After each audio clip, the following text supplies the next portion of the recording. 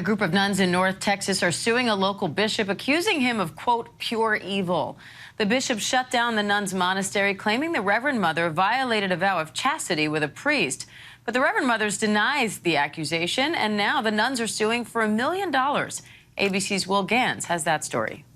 For more than 65 years, the Carmelite nuns have been a fixture of faith in their North Texas community. But this morning, their doors are closed, their gates locked, literally, after the bishop of the Catholic Diocese of Fort Worth has effectively shut the monastery down, stopping priests from performing daily mass there or hearing confession. The bishop permitting only one Sunday mass per week, barring the monastery's roughly 50 daily parishioners from celebrating daily mass there too. Why? Bishop Michael Olson releasing a statement saying the diocese received a report that Reverend Mother Teresa Agnes, quote, committed sins against the sixth commandment and violated her vow of chastity with a priest from outside the Diocese of Fort Worth. They are clearly accusing her of having some sort of sexual affair with a priest.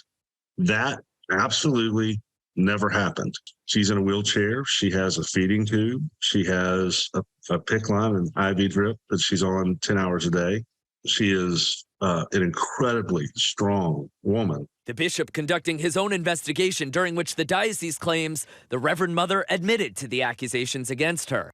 I think it's very important for people to understand that she absolutely denies what the diocese is apparently accusing her of, and she absolutely has not admitted to a single thing that they are accusing her of. According to the nun's attorney, the bishop's interrogation occurred within just hours of the Reverend Mother's medical procedure, after she underwent anesthesia and was given painkillers. Now the Reverend Mother and the Carmelite sisters filing a civil lawsuit, accusing Bishop Olson of taking actions of, quote, pure evil, including seizing their computers and a phone, interrogating the sisters, and causing them emotional and psychological distress. The sisters seeking $1 million in damages. There's no reason to shut the monastery down.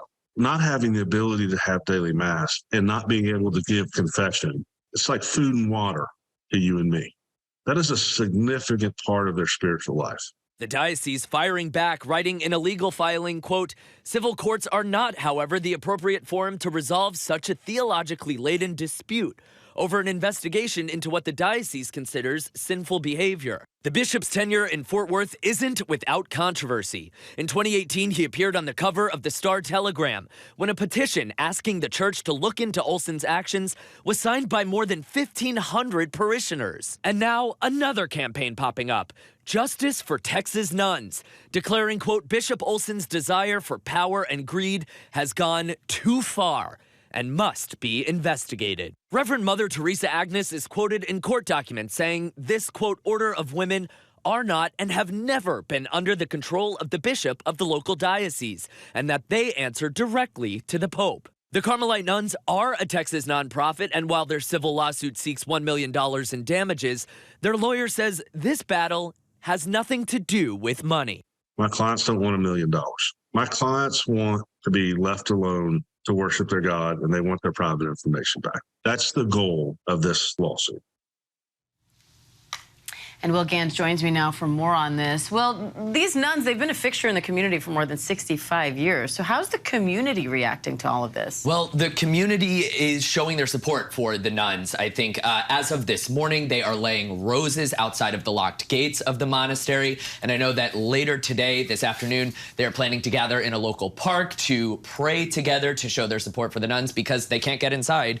As you can see there are some of those roses. They can't get inside the monastery since it is locked. I should also add that we reached out to the diocese and to the bishop for an interview or for an additional statement, and they declined to provide either of those to us as of this morning. So what's the latest on the lawsuit, and could this daily mass be reinstated? Well, we here at ABC News obtained a letter dated May 26th from the bishop to the Reverend Mother saying that he declines to provide daily mass, declines to provide confession until, quote, the members of the monastery demonstrate their love for and obedience to Holy Church and her holy pastors, and until the completion of the pending civil lawsuit has resolved or they withdraw that lawsuit. So as of now, no daily mass, no confession expected to resume anytime soon. The first court date here, June 23rd.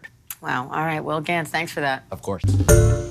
Hi, everyone. George Stephanopoulos here. Thanks for checking out the ABC News YouTube channel. If you'd like to get more videos, show highlights, and watch live event coverage, click on the right over here to subscribe to our channel. And don't forget to download the ABC News app for breaking news alerts. Thanks for watching.